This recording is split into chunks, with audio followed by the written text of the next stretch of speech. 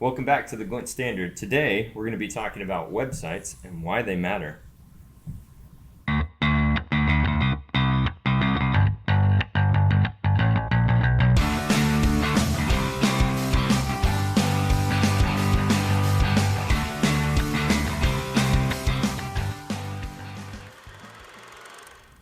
All right, so website, right? Yeah. Everybody should have one, especially as a business. Everybody or every business or I mean, really, do just you have a depends. website? So I don't know. I do. I have my own personal website. Yes. I don't have one, no, and I just can't keep up with all that. It's fine. It's fine. It's totally fine. So no, I have. I think I manage over about 8 different ones now. Yeah. Like podcasts, friend stuff, Yeah. all that kinds of stuff. So it's all different kinds. And then I even have my own personal branding one as well. Yeah, of because course. It's important. Well, I mean, at the end of the day, I think the thing is you have to think about web a little bit like real estate, right? There's a lot of it, but boy, is it getting gobbled up quickly. It is. Yeah, domains are that's the main thing. That's Trying to get a the tough domain. piece too. Yeah. Trying to get the domain. So part of what we do is, we rename companies, come up with some amazing names. Well, you still got to find a domain for them. You got to find does it work? Does somebody else have it? And man, it's getting tougher and tougher. It is. It really is. And yeah, it's, trying to get the usernames on social media and all that stuff. I mean, as you said, when we're renaming companies, that's like one of the biggest things that we always have to check now is, oh my gosh, like we came up with this awesome idea, but then we can't No, we use didn't.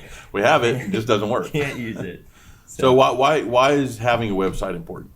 I was told very early on in my career to always think of your website as it's a 24/7 salesperson, right? No matter what you're selling, right? Whether that be product, whether that be just the story that you're trying to tell as a nonprofit, whether that be as a personal branding site, Right. like what story you're trying to tell there. So think of it as an extension of your sales and marketing team, right? To really do that job for you 24/7. So the point of having a website is to be able to syndicate information about your company or organization all the time, so that when people do want to find out more about you, it's there and it's readily available. And it's also telling that story. I think that's the important part. I would say that's more of the differentiator now between good websites and bad websites is, are they telling the right story? Yeah, I think it used to be, if you had a website, you were just kind of an up and coming brand with new technology and you embraced it and you're pushing it forward, whether it's e-commerce or just, more of an informational site. Now you have to have it or you're not a relevant brand. You're working out of your house. What are you doing? Can I rely on you to be there? If you're selling products, where are they being made? If you can't be found, people start to not trust because so many companies have we'll say not good companies have gone and tried to take advantage of people, and that's happened, and that's caused companies that are trying to do the right thing. If they don't have the right presence, they're going to appear to be like those companies, and there's been a lot of consumer trust that's been lost across digital platforms because of that. Yeah. So that's one reason I think you have to have a website, no matter how big or small your business is. You have to build something to get started to show you have a stake in the game, really. Yeah, and like you touched on it a little bit, but there are companies now that it blows my mind. Like they still run they don't have a website. They run on Facebook or LinkedIn or whatever.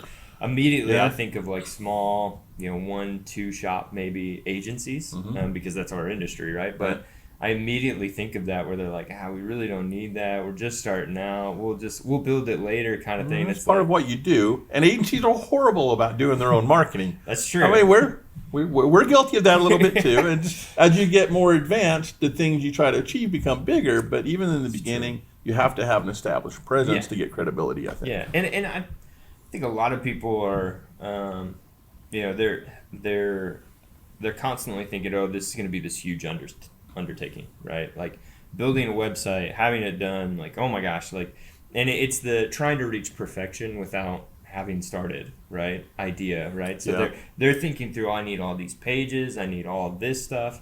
And realistically, I mean, if you're just starting out and you're like a brand new company, maybe a one-page website is good enough for right now. Maybe so. Yeah, right? maybe so.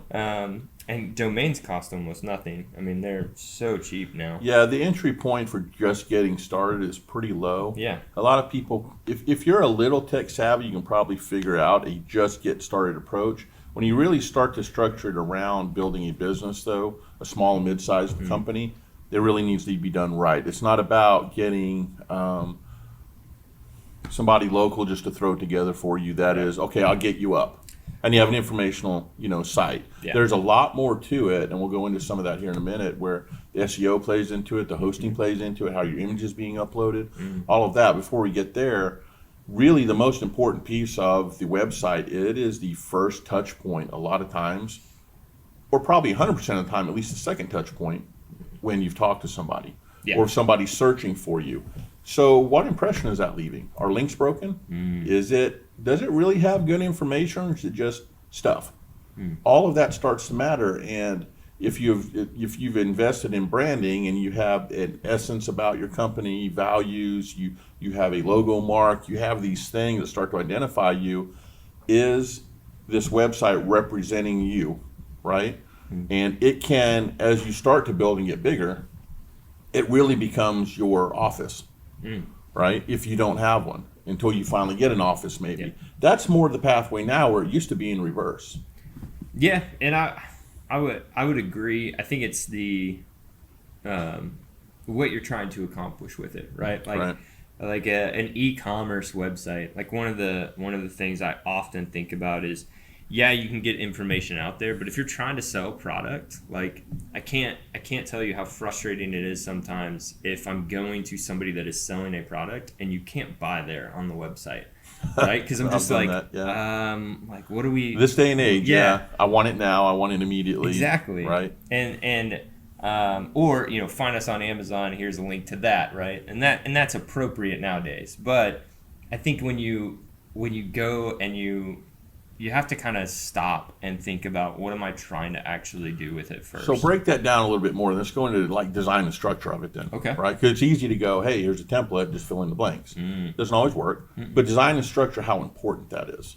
Yeah, so design and structure is significantly important. Right. Only because of, I would say, the way that people now view websites is very uniquely different, right? Mobile first, when you're Right. thinking about structure and design and all of that, and you're planning that out, you have to think of, how is this going to be a responsive design across multiple different viewing screens, right? They could be on their tablet, they could be on their phone, they could be And does on it their work desktop. seamlessly Yeah. across all of those platforms? Yeah, and how does it stack, right? Certain Right. elements will stack this way, but I want it in reverse on mobile. And I don't want right? this showing up on mobile, but I do want it showing up on desktop, things like that. So all those things have to be considered now. The other thing that I like to talk about is, everybody seems to be, and it was a trend that probably happened and started maybe 5 years ago, where everybody wanted to put more information. So now they're filling the screen, right? And as a design agency, we often go back to like, utilize space correctly, right? And so utilizing negative space can be very beneficial. It has almost like this calming effect on somebody that's visiting the website. Like, oh, it's not just in my face with all this stuff. Like it's, Yeah, and put more in there if it requires more, but Yeah. don't do it just to do it. Have a purpose behind it. Right. And think about your user experience a little Right.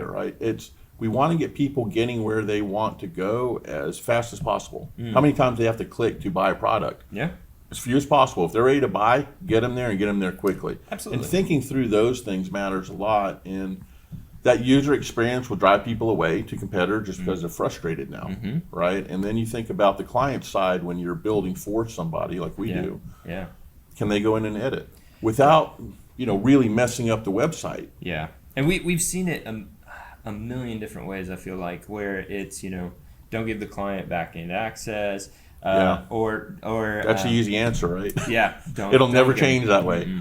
Or when they log into the back end, they can see like maybe just the homepage and then a form to fill out about the changes they Yeah, want and to make. realistically doesn't help So- them a lot, right? No, and a lot of our clients that we get for website design and development is they're really frustrated, right, with where they're at with their current provider, because they're like, I can't even go and change a phone number, and I have to submit this to like have them change it. Takes 3 And or it 4 takes weeks.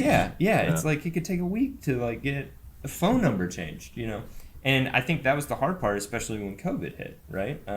People wanted to update their audience about what was happening. How are they handling it? Became a real struggle for a lot of companies. And if they couldn't update their website, I mean, it definitely changed the overall environment in that regard, where people want to have control, and as a company, you should. Yeah. There are certain things you don't want to give them control of, but it really gets into the back end of imagery and stacking and things like that. That can become a mess real quick. Right. But changing imagery, changing copy, some basic things, is my map right, my locations, right. Can I put a new location in? Basic things like that you should be able to accomplish, and that probably covers 90% of what they need to do anyway. The biggest thing is instructing. Our belief on it, right, is to instruct our clients, right? Like, hey, if you get to like theme options and customization and you're looking at PHP files, which is super technical.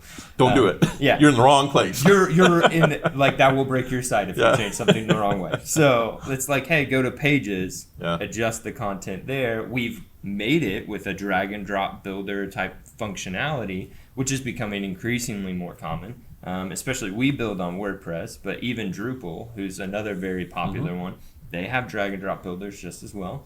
And then we even have some clients that are on like Squarespace and Wix and those kinds of things. So take that though, and take those levels of platform is the way I look at it, right? Yeah. How much does hosting and SEO now play in it as well? Because you can have a really killer website, right? And it may look amazing. You tell the right story. But if it can't be found, what's the point? And if it loads, it takes forever to load.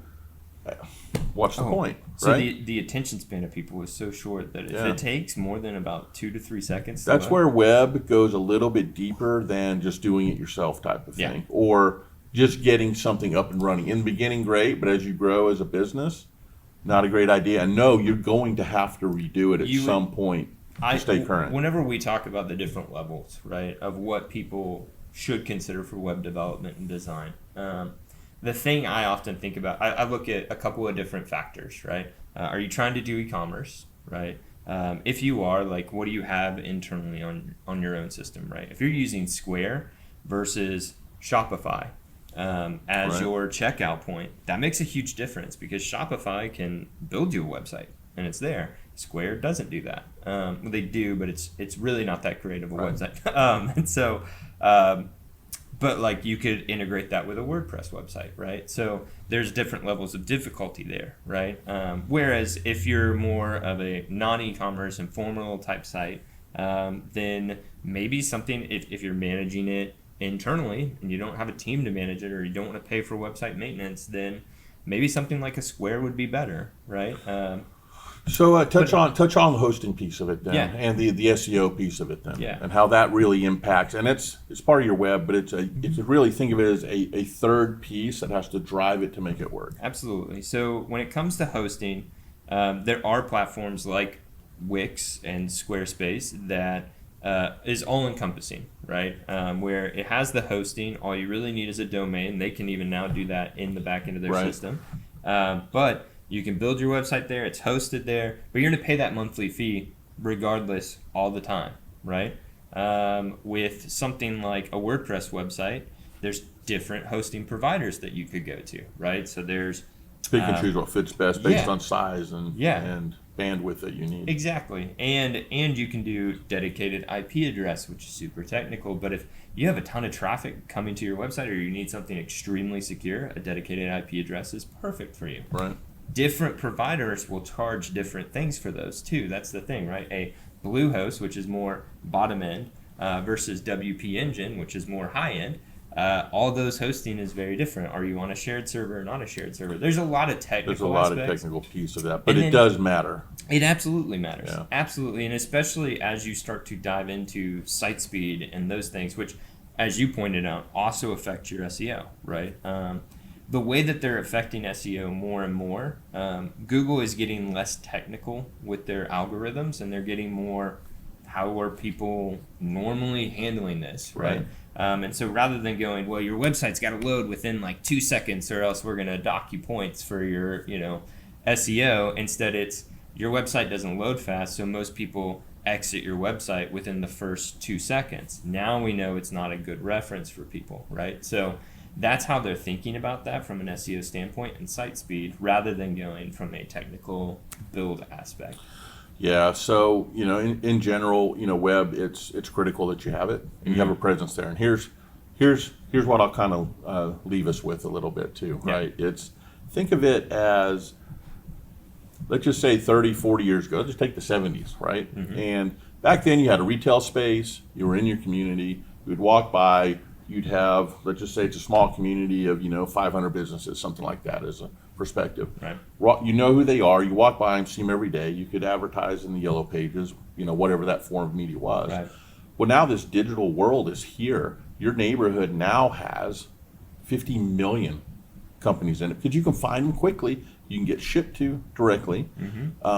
Neighborhoods that are next to yours now are not that far away, they can be considered.